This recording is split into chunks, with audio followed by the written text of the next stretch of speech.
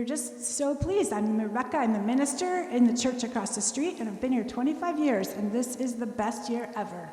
So thank you, and my beloved friend, Dr. Viola, Voila, I would introduce you now.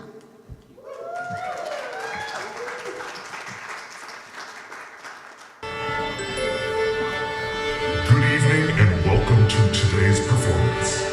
Please note that any recording, either through video or photography, is strictly prohibited. No, I want all the pictures and please take all of the videos. Tag me at DrViola across all social platforms. Okay, you can have your phones out, but a reminder that the sound of your mobile phones should be turned off and silenced. Yeah, we only want to hear the gorgeous tones of me, Dr. Viola, Voila. Thank you and enjoy the performance.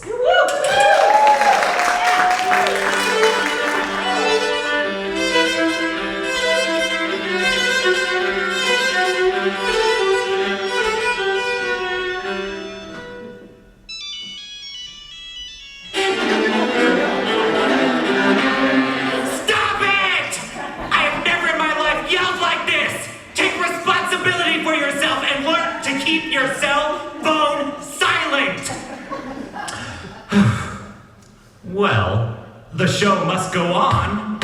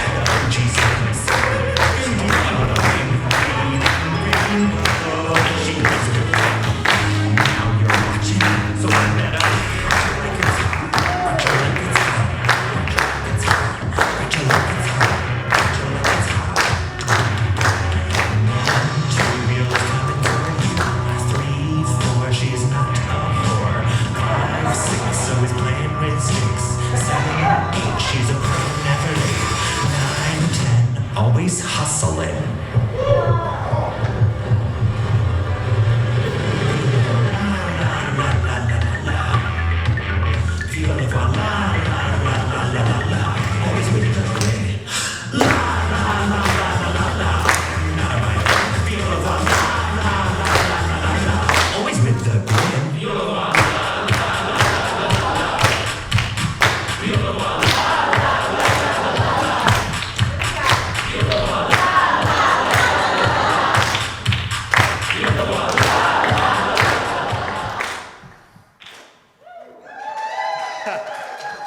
Thank you, and welcome to my show. I am Dr. Viola, Voila! How are we feeling, Ipswich?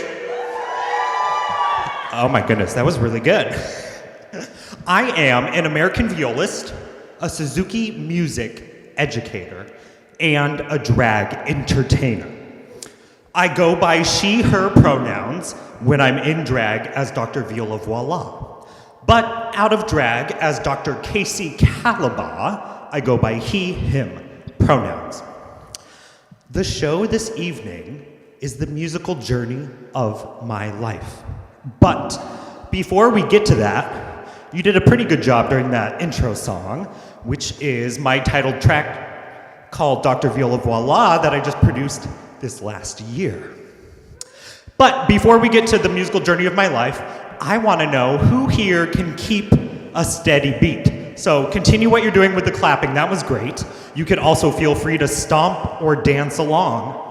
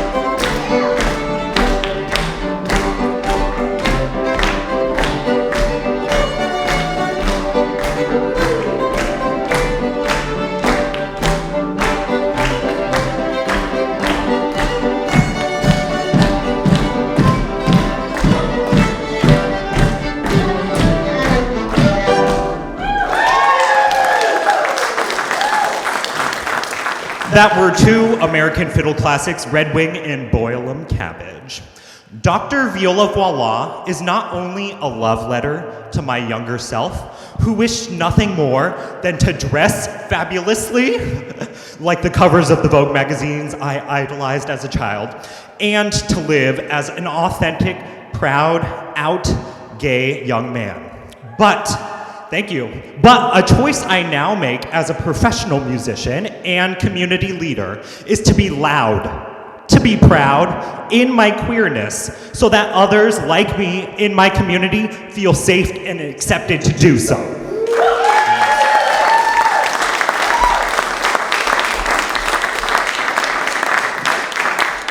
Thank you. For the past 2 years living here in Ipswich with my family, I can honestly say this is a great place to be.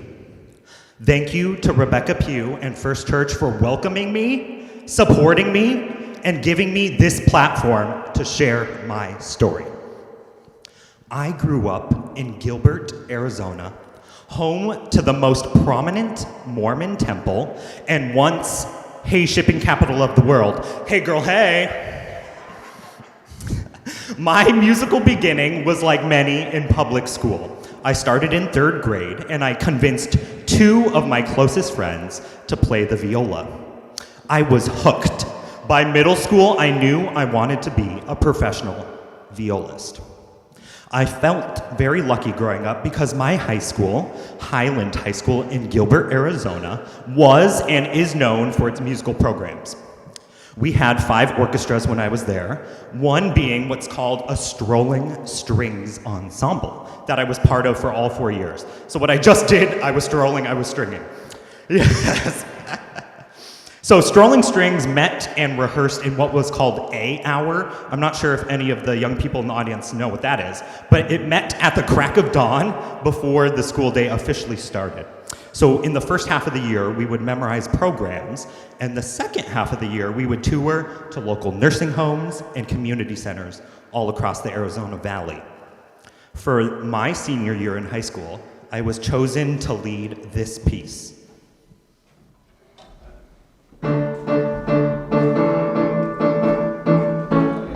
Feel free to clap or sing along if you know this one.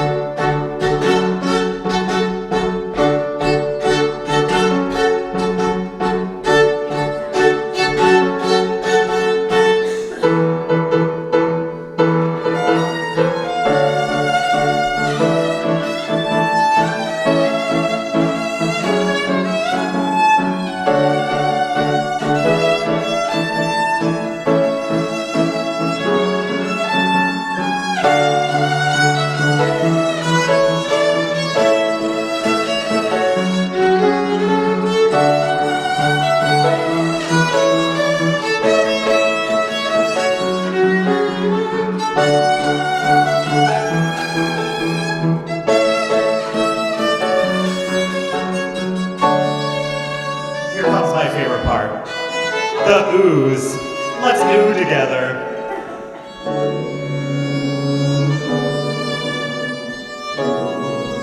Ooh, you're beautiful. Let's do it one more time.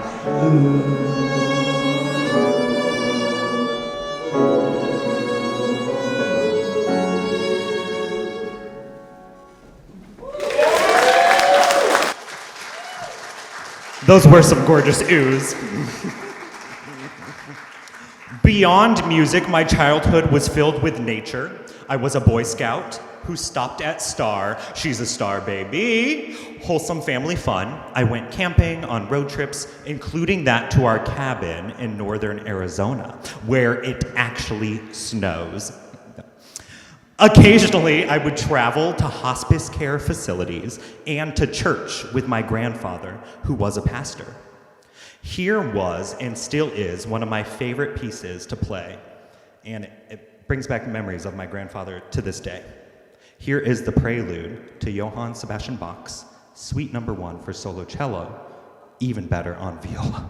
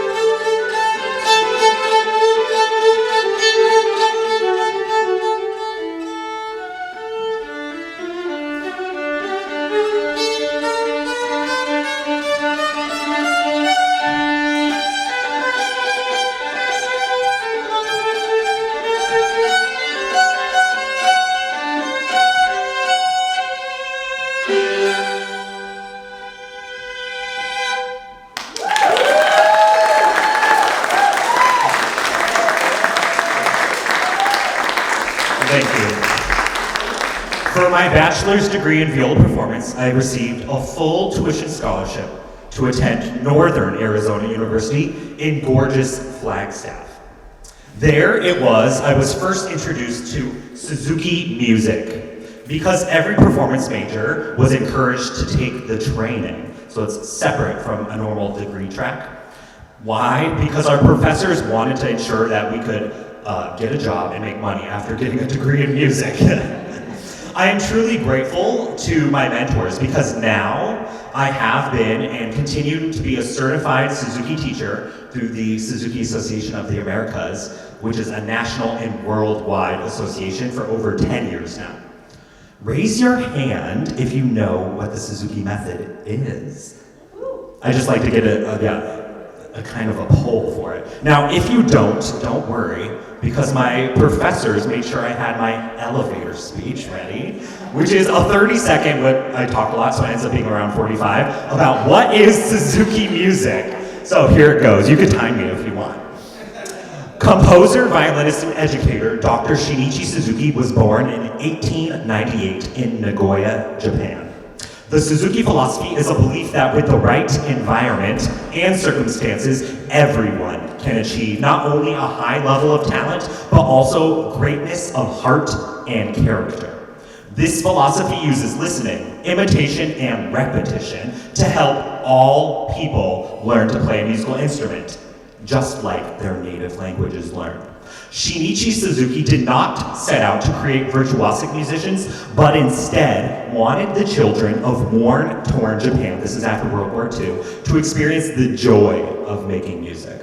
He saw music not as the ultimate end, but as means of developing the soul. He believed that intuition and talent are not inborn. No one is born talented, but talent is realized through practice. His philosophy emphasizes kindness, putting thought into action, and developing skills through patient repetition. I bring the teachings of Suzuki to my own lessons by constantly reminding myself that every student that I teach, no matter where they come from, no matter how old they are, everyone is on their unique musical journey. It is my role to create a nurturing environment for them, to help them navigate their musical journey, whether that is as a child with their parent or as an adult. I continue to teach full-time as a Suzuki music educator, both in Boston and in my own home studio here in Ipswich on Fridays. Yes. Why? Because it's such an inclusive and community-oriented association. Currently, my youngest student is 2 years old, and my oldest is 75. I am trained in both Suzuki viola and violin. The music is sequenced in such a way that every piece you learn in the repertoire builds upon itself. So we like to say in the Suzuki world, every piece is basically a new scale, step by step. So by the time you make your way through all of the Suzuki books, you are a master. So it starts with Twinkle Twinkle Little Star for almost every instrument and voice. All the way up through violin, there are 10 Suzuki books, which generally takes 10 years at least, and 9 Suzuki viola books, because it's harder. I don't know. This is the last piece that I'm about to play, is the last piece of Suzuki viola book 9. First movement, titled Franz Schubert's Arpeggione Sonata.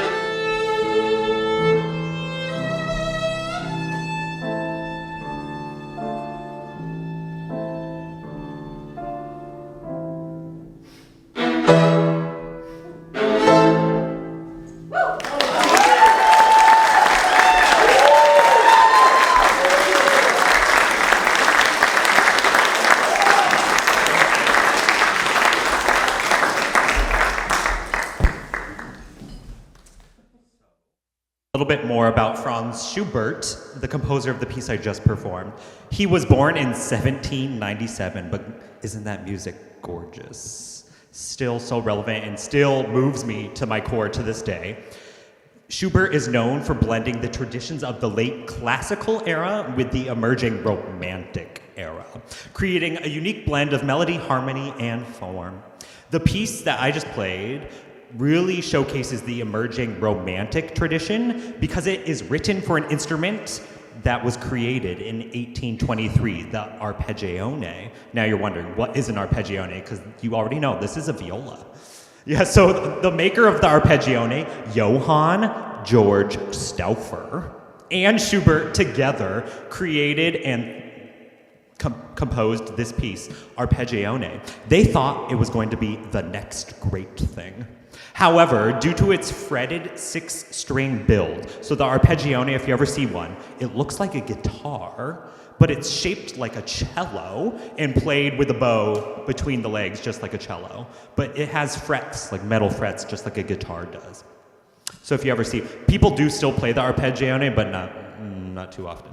I've never seen one in person, but look at YouTube.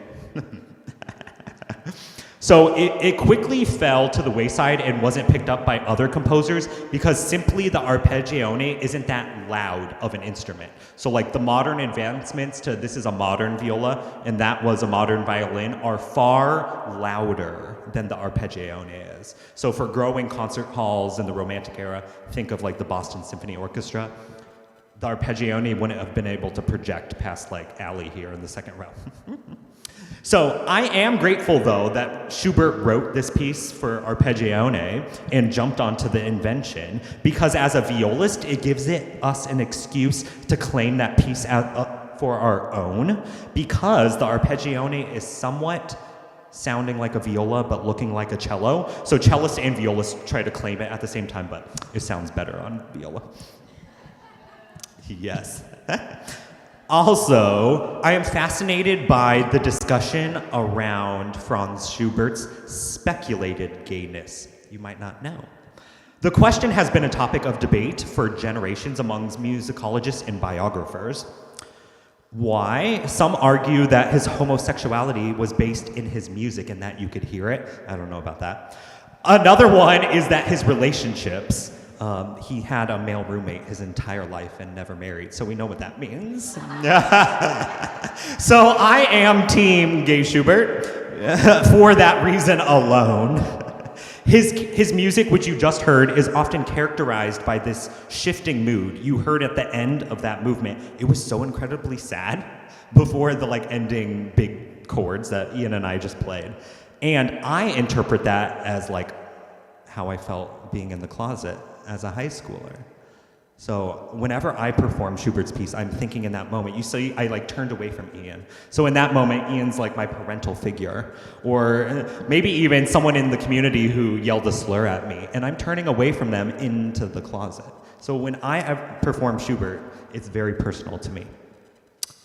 So to lift up this mood a little bit, here's a piece that is new to my repertoire, and every time I play it, it just makes me feel a little better inside. Here is Take What You Need for unaccompanied solo viola.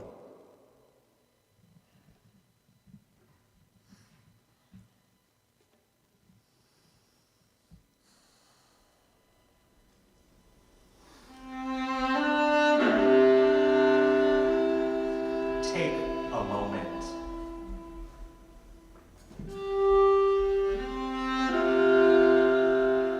Take a breath.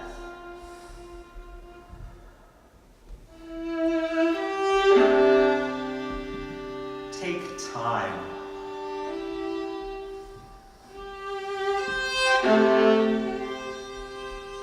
Take care.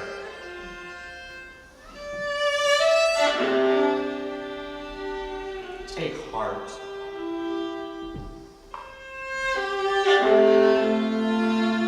Take hope.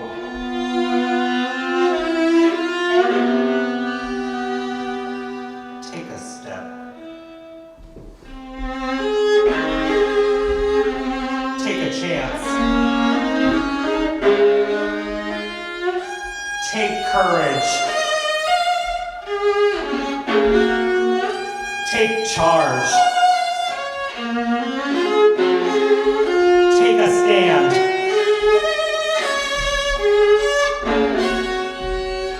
Take pride.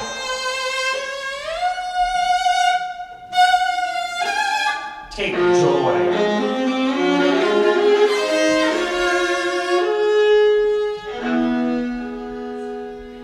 Take pause.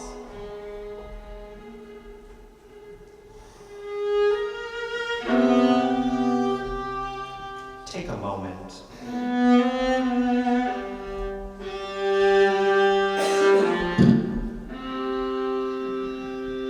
Take a breath.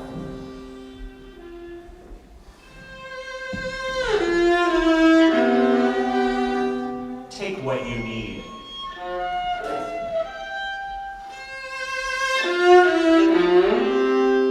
Take what you need.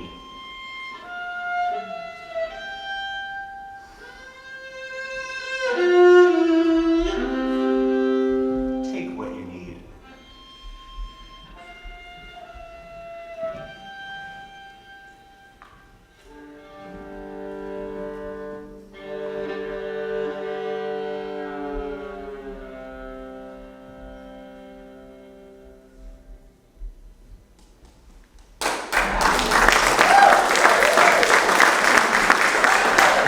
Thank you.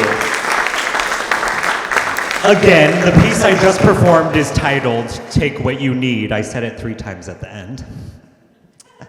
And it is written by living Indian American composer Rena Eshmail.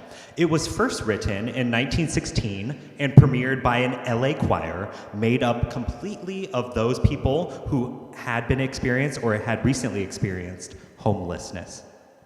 In the composer's own words, this piece of music is more than just a piece of music. It is a warm, safe, equitable space where musicians and community can come together, connect, where stories can come forward, and where the foundations of a relationship can be built and nurtured. Very much the vibe I hoped to create here today. I personally enjoy performing that piece because it contains the #1 rule that I tell all of my students that I teach violin and viola to, and that is to take a breath. Let's take a breath together. I'm gonna go in for 5 and I'll count, hold for 5, and then out. So let's take a breath in together for 5. Hold. And out for 5. Thank you.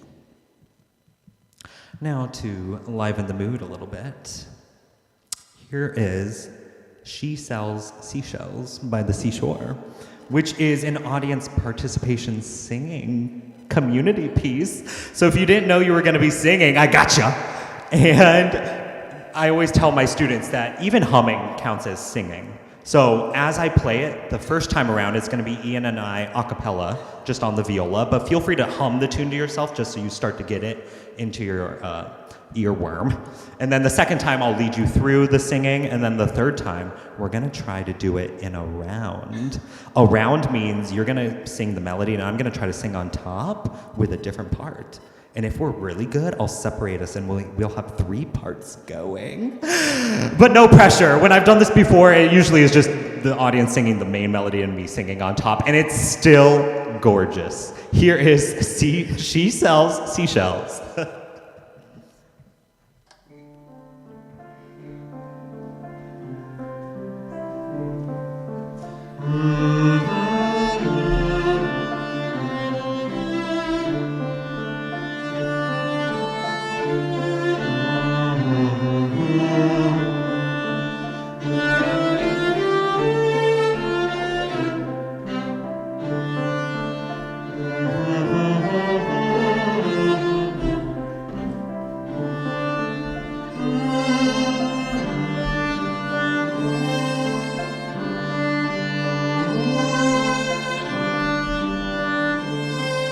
together we'll sing or hum. She sells seashells by the seashore again. She sells seashells by the sea. Here's the second theme.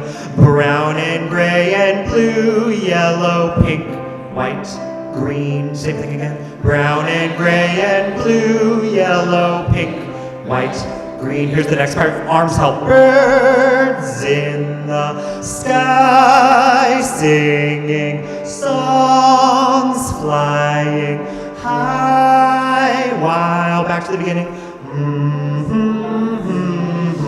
Ooh, I love it. Keep going. Oh, that's gorgeous. Same thing again. Okay, you sing that. I'm gonna sing the next part. Keep that going. Brown and gray and blue, yellow, pink, white, green. Brown and gray and blue, yellow. If someone wants to jump to the second part, feel free. Birds in the sky singing, songs flying high. The last verse, sing whichever part you want. She sells seashells by the seashore. She sells seashells by the seashore. Oh my goodness. You all sounded so beautiful. Give yourself a round of applause. That was truly magical. So again, that was She Sells Seashells by the Seashore. Say that 5 times fast. She sells seashells by the seashore. She sells seashells by the seashore. She sells seashells by the seashore. She sells seashells by the seashore. She sells seashells by the seashore. Oh my goodness. I get a gold star for that. I practiced. So I learned that song as part of another music certification that is apart from Suzuki. So that's not Suzuki. And it was also apart from my traditional degree track. So that song comes from another certification called Music Together.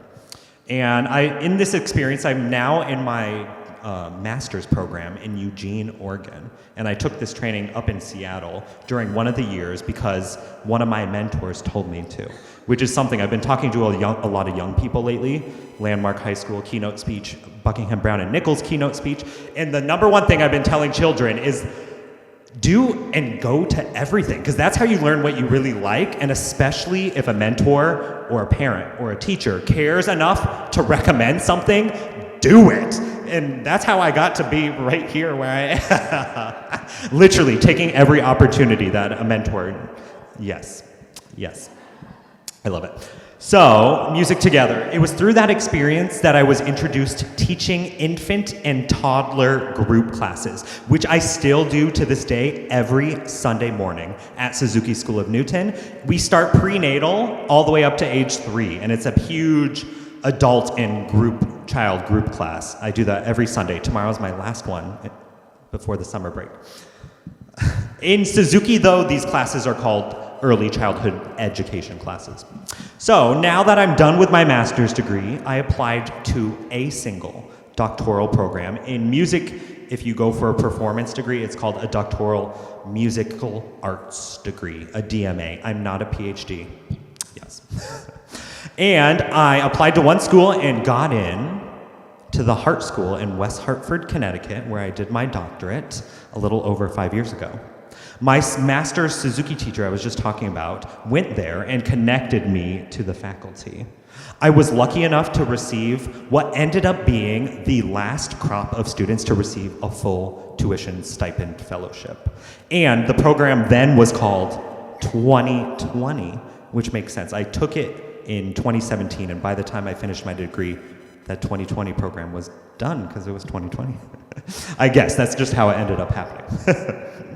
So the 2020 ensemble was a performance ensemble, which in its creation was supposed to emulate what music was supposed to sound like in the year 2020. So obviously it was created and thought about way beforehand, whenever the university and the Hart School was first established.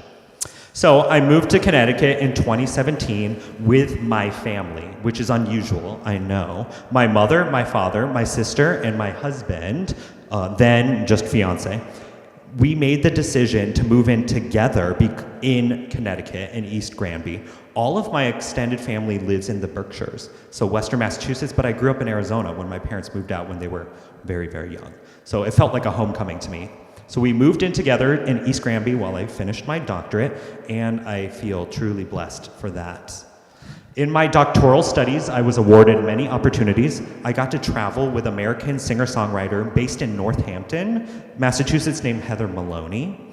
Yes, have you heard of her? She is the voice of an angel. So one summer, I did her entire Northeast tour. We went all up and down the Northeast. It was amazing. I was invited during my doctorate to England to join the summer intensive at Snape's Malting, which is composer Benjamin Britten, who's a classical composer and fellow gay man composer. So I got invited and flown out to England. That was amazing.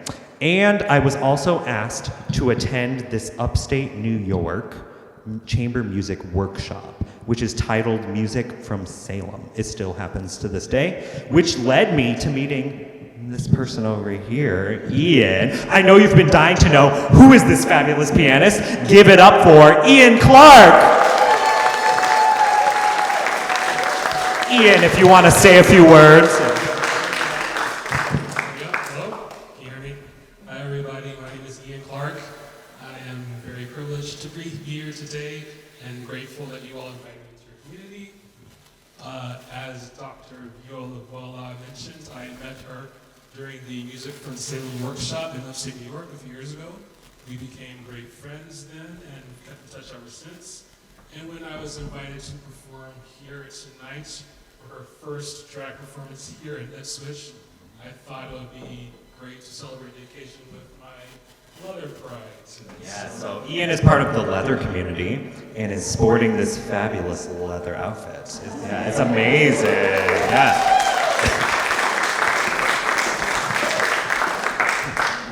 While we were in Salem, That one sounds so bad, Ian. Why don't you take this one? I bought that one on Amazon thinking, I need a Bluetooth mic last week. Like a freak buy, yeah, but... Is this better? Yeah, this is better. I can hear myself. While we were in New York, Salem, New York, we performed this next piece that you're about to hear. It's the Sonatine for Viola and Piano by Ulysses Kay. I'm not sure if you've heard of him. He is an African-American composer. He was born in 1917. And this is a little-known piece that he wrote when he was around 21 years old. He studied under Paul Hindemith, so if you are familiar with that composer, you will hear themes of stylings of Hindemith in his music. This piece actually was forgotten and lost for about 80 years or so, and it was rediscovered just a few years ago and had its world premiere not too far from here in the Berkshires at Tanglewood back in 2020. So we can say that this piece is not, even though it was written in 1941, it's still a fairly new piece to many ears. So hope you enjoy this piece.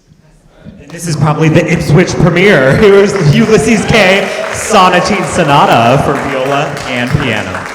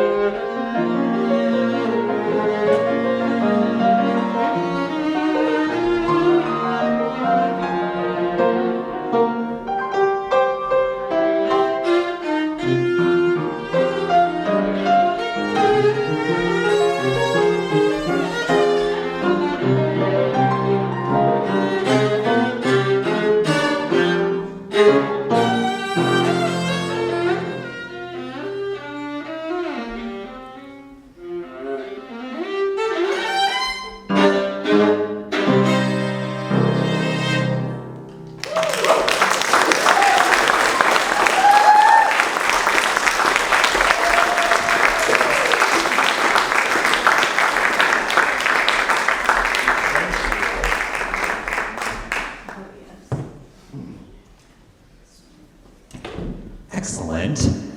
So I completed, now in my doctorate, my lecture recital, which is at the Hart School. I didn't get a choice, like many schools. I had to do 3 recitals, which is kind of like this evening, a full hour and a half long program of just you with a pianist often, just giving a recital of various classical works. But the 3rd recital, you're allowed to basically do what you want with your professor's approval, which is called the lecture recital. This was the final coursework, and I finished it a month before the 2020 pandemic lockdown. Thank goodness. Looking back, this time, honestly, I consider myself very lucky. It ended up being a very fruitful, artistic time for me, and it allowed me to finish and write what ended up being my 360-page doctoral essay, and gave me the chance to finally practice this persona of Dr. Viola Voila. So now 5 years in the making. I practiced my makeup many a time. Yes. And so I gave that doctoral lecture. It turned into that paper, which now is the time. If you have those little purple baggies, go ahead and get that out. We're gonna wanna play a game. That was my Jigsaw voice if you've seen a scary movie. So upon entering, you were handed. Oh my goodness, that Jigsaw voice got me. So take a look through the words. There are 4 words. Oh my goodness. Simply, wild, rush, and rhapsody. So my doctoral work was in The 4 Purple Pieces by living proud lesbian composer Joan Tower. And she composed 4 purple pieces for the viola. If you don't know, viola also sounds similar to violet, which just like the color means the color purple. So viola is purple, now you know. But the game is, I'm gonna play 4 pieces. I'm gonna say, piece number 1, play, play, play, 2, 3, 4. Then we're gonna go back to the beginning, and I'm gonna play number 1 again, and you're gonna pick which word do you think it is out of the 4. So those words represent the 4 purple pieces that Joan Tower wrote. Does everyone get it? Okay, good. Nice. So here is number 1.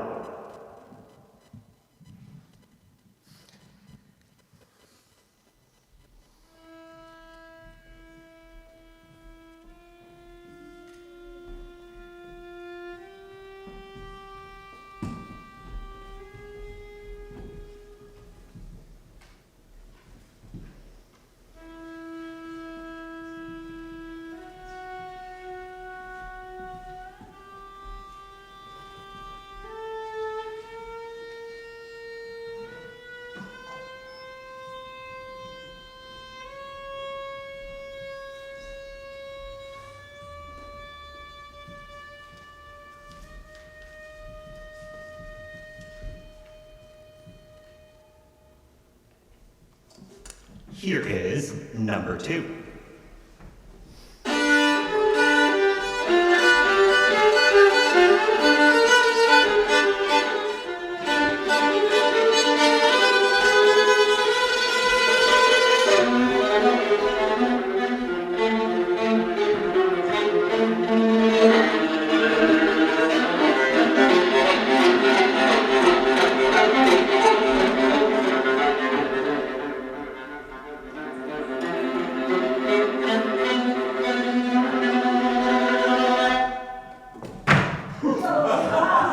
The end of the excerpt, so that was really perfect. Okay, here is number 3.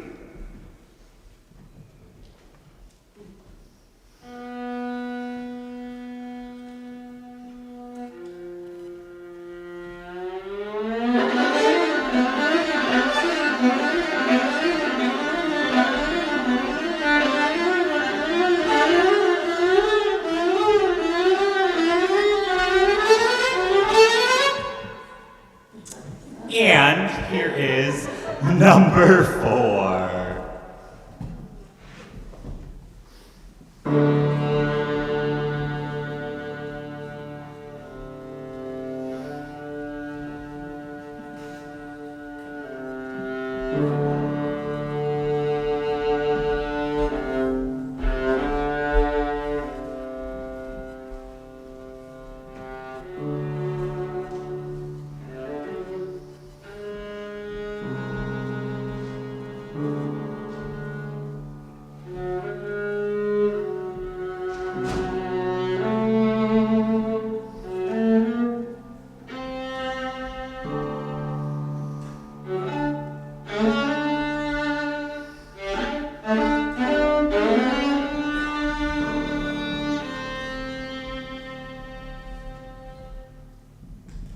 So those are the 4 words. Now we're going to go back to number 1, and I want you to hold up which word you think it is. So I'm going to play the exact same pieces in the same order. Here is number 1. Ooh, I'm seeing some right answers. Ooh, I'm seeing all the right answers. You nailed it. If you don't have any cards, just hold your friend's hand. Yeah. You all got it. Number 1 was simply purple. Okay, now this is where it gets a little tricky, maybe. Here's number 2.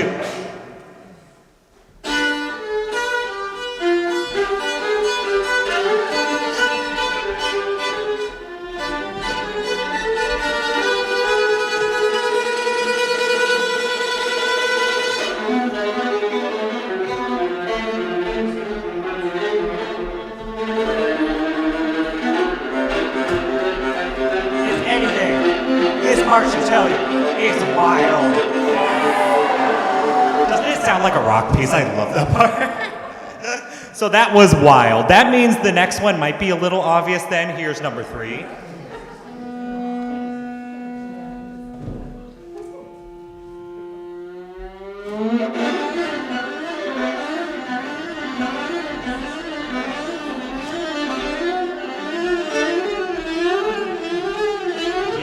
Purple Rush, which is a play on the word rush and also the flower. There's a flower called Purple Rush, says Joan Tower.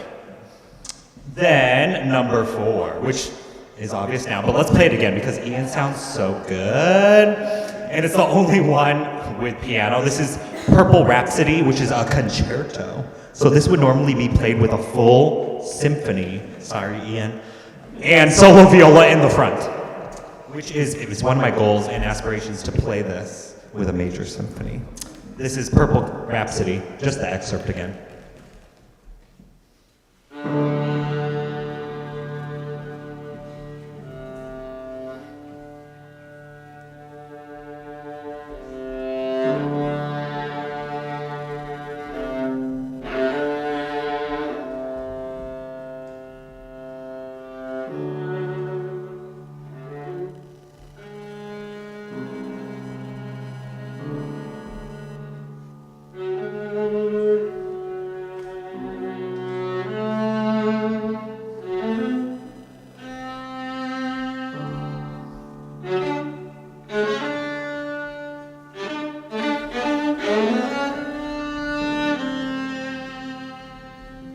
If you didn't know, a rhapsody is like a type of improvising where it's like it sounds improvisatory.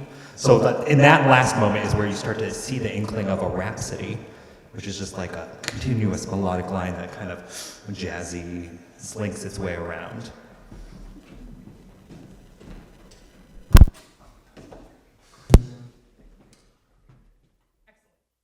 Thank you for playing my little game. I envision my next one-woman show, since my dissertation was on those 4 purple pieces, I covered the topic of synesthesia.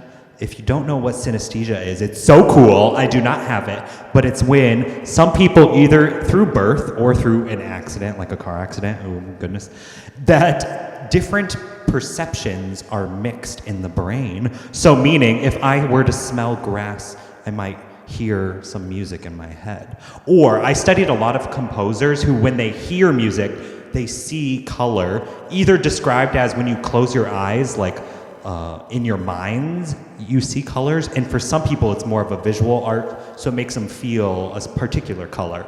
So it's so interesting, and I have a whole nother one woman show around that concept, so I hope to provide that to the community at some point. So that leads me to my last two numbers. This one's gonna get a little serious. So after my doctorate, I applied to many higher ed positions at universities and colleges around the US and to Suzuki Music faculty positions.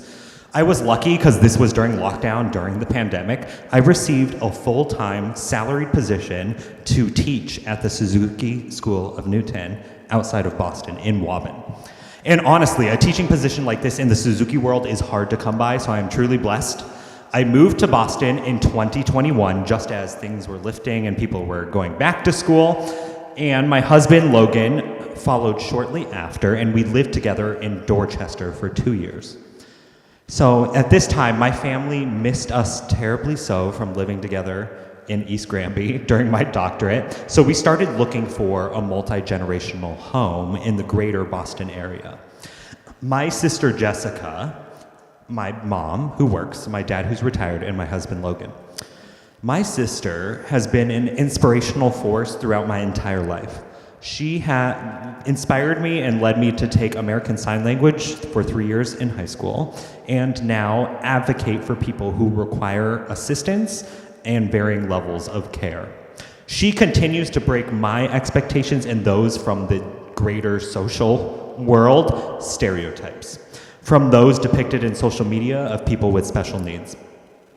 She has worked in her life, she has volunteered at local farms here in Ipswich and libraries, and continuously creates art, many of which I end up turning into some of my drag looks. Not tonight, but she's currently crocheting me many a flower, and that's probably where she is right now. So I got the okay to say this. My sister Jessica had her first seizure at 9 months old. The public school systems in Arizona were quick to send her to special needs program classes and take her out of general public school classes in elementary school. So throughout all middle and high school. She was placed in more home ec, learn how to cook classes. So now in Boston, and my family and I, with my husband Logan, looking to buy a house to better support each other for the rest of our lives. We are that kind of family, and I wouldn't change it for the world. My school, Suzuki School Newton, had the opportunity to collaborate with a violin-viola duo this year, and this relates to my sister. Black Violin is the name of the duo. It's a violinist and a violist, and I have admired their work for years, even before working with them this year, especially for their ability to break stereotypes in what's otherwise a very stuffy, traditional classical music world, which is something I am very passionate about myself, how to bring drag and classical music to the masses. So I have performed and admired their work for many years, and I finally got to work with them this year. So I have interpreted one of their pieces, which is originally for violin and viola, for just solo viola and Eoin on piano. In this piece, I have made it my own by describing stereotypes others have placed upon me throughout my life. This is another community piece. So at the end of the piece, it's a continuous song. I'm gonna walk into the audience, and since this mic is the best one, who knows how far I'll get. But if you raise your hand and feel comfortable sharing something mean someone has said about you, I'm gonna be sharing mine. Slurs, maybe something nasty someone has written about you on Facebook, and about how you could reflect on that, like you'll see me do, how that could be anything farther from the truth of you and your authentic self. Here is Stereotypes by Black Violin.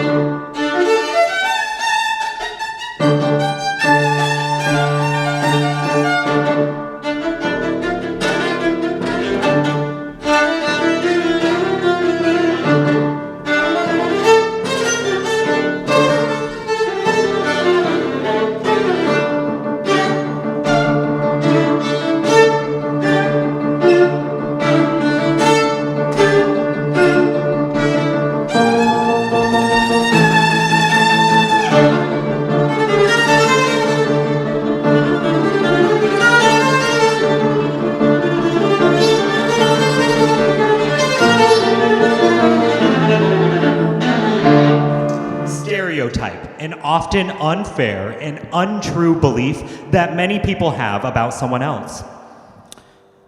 Stereotype, a belief that many people have about other people or things. Stereotype, a standardized mental picture that is held in our mind. Stereotype, to predict a person's behavior based on their race or social universe.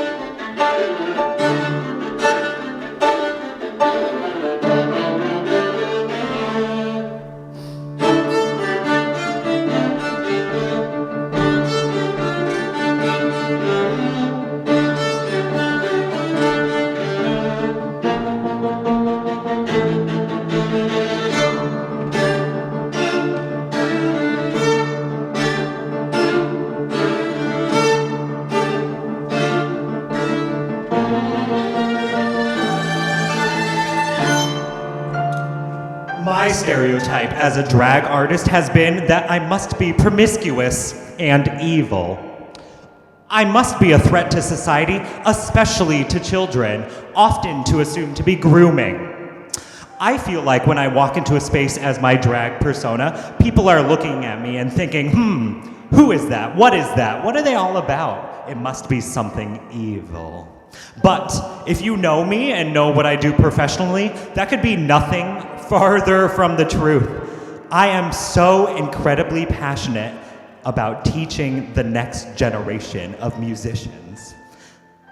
I am continuously inspired by those around me.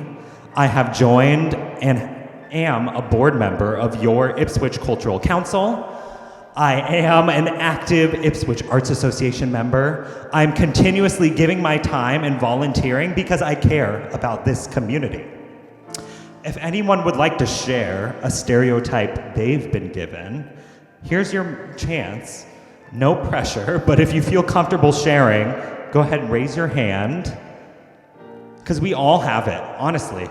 Every time I leave the house, we all are looking at people and thinking, what are they thinking? This person is giving me a look. Oh, maybe under their breath they say something. We've all heard someone say something about us under their breath. And I think what's most important in those times is just to remember that there are people around you who love you, who accept you, and know that you could be your authentic self around them.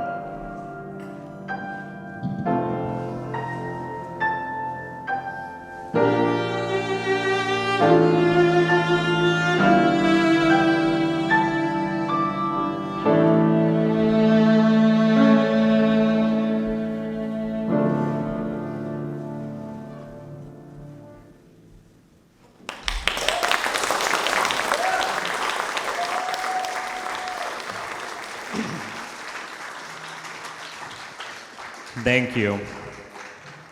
I honestly consider myself and my family, I keep saying it, I just continuously to feel blessed and lucky in this life I have, to have found and settled in Ipswich a little over 2 years ago with my family. Since moving here, I started to become an active member of this community. As I said during that number, I want to be, and it is my aspiration in life, to be a visible LGBTQIA plus person in this community. I am passionate about connecting, collaborating, and engaging with my community. I said it, but I serve on the Ipswich Cultural Council. I regularly film drag story hours, which you could view through YouTube, and I interview local residences. I have over 12 interviews of people living or working in Ipswich. It is through these experiences in Ipswich that I have fallen in love with you, and I truly feel at home in this community. This Pride season, it is Pride season, I have reflected on what Pride means to me. Part of the speech I gave at the Pride Paddle event that just occurred on Thursday at the Ipswich River Watershed Association I cried during it, so we'll see how it goes now. My second time saying this part. So, I know this year has not been kind to my community, especially to my trans brothers and sisters and queer youth. But by providing spaces just like this event today, we are making a difference. We are creating safe spaces for all ages to be their authentic selves, to ask questions, and to combat those evil forces out there that would rather us stay at home and hide. I encourage everyone here to continue showing up as much as possible. Continue reposting each other's events and telling other people in your circles to show up to those events. Social media, as much of a time-consuming black hole may seem, and an evil, dark place, does work. This week, I attended NAGLY's monthly creative collective in Salem. I will have a NAGLY representative at my open stage here next week to answer all questions about resources for queer youth and services. So in this monthly meeting, coffee chat, I was reminded that by spreading the word, reaching out to our local representatives in office, and continuing to connect with each other and create, we are resisting and enacting positive change for the future. I cannot help but be excited for what's ahead because history has reminded us time and time again that our rights will be taken away. But we continue, like the black transgender activist Marsha P. Johnson once said, pay those people no mind. There is no pride for some without liberation for us all, and we will continue to remind the world that we are all brothers, all sisters, and all human beings in the human race. There is no place I'd rather be than right now, right here with you in gorgeous Ipswich, Massachusetts. Here is my final number, which I encourage you to get up and dance. It's a drag show, yes. And then we'll clear the stage and we have this beautiful backdrop that was created by Cynthia August, the president of the Ipswich Arts and Cultural Council. So I practiced my entire set for her earlier while she made this beautiful frame. So if you want some pictures, of course, it's Dr. Viola Voila. We have to have pictures. So please enjoy. There's no place I'd rather be.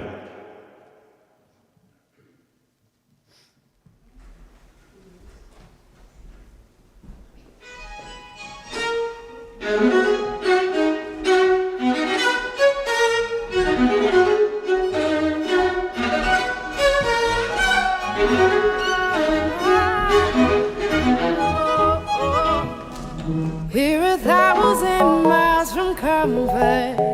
We have traveled land and sea. But as long as you are with me, there's no place I'd rather be.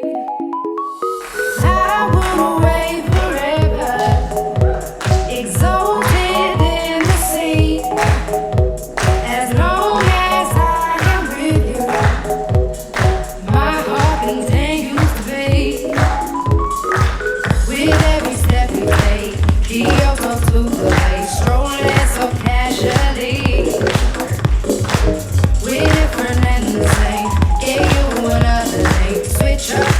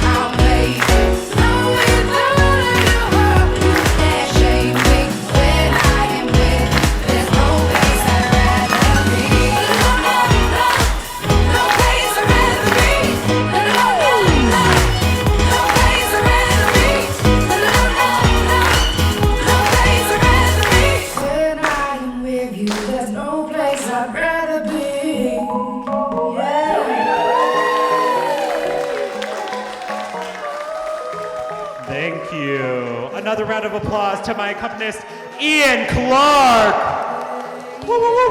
Yes, another round of applause to Rebecca Pugh with First Church for giving me this platform. I cannot wait. My open stage is right here next week, all ages, 1 to 3 p.m. An incredible lineup of people all living here in Ipswich. So come out, not just for me, but for those 7 other artists. Nice, so let's clear the stage and take some pictures.